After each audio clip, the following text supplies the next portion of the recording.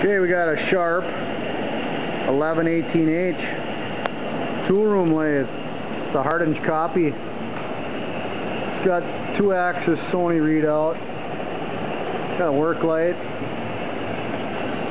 It's got a lot of tooling. Here's a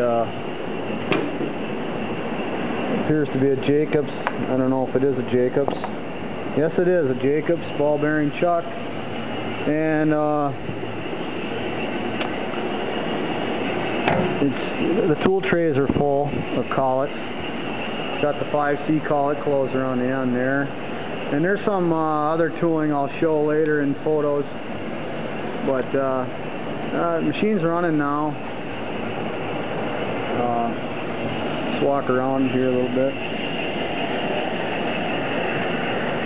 I see there's still a few chips in the bed there, but you can have that at no added cost.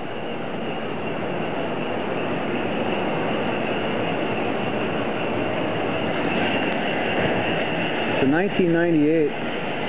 Carriage is running there now. There's your readout running with it. And now there's your compound going in. And there's your readouts going with that. So, anyways, it's a 1998. Lots of tooling. There's some, as I say, we'll show photos of the tooling that comes with it. And shop ready.